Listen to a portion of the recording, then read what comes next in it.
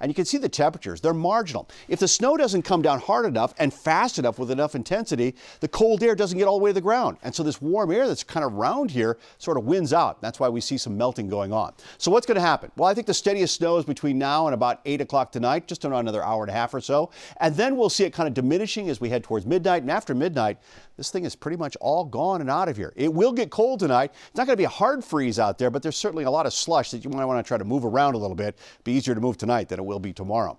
Inland areas will see totals running around 6 to 10 inches of snow. Around the city, about 1 to 3. And as you look down toward the Cape and the islands, it really tapers off very quickly. And look at how much liquid content we're talking about.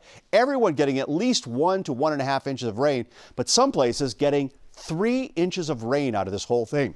Winter storm warning continues until 7 a.m. tomorrow morning. We'll probably be dropping those shortly after midnight tonight. And as we look down the road, tomorrow is about 38 degrees, kind of breezy and chilly out there.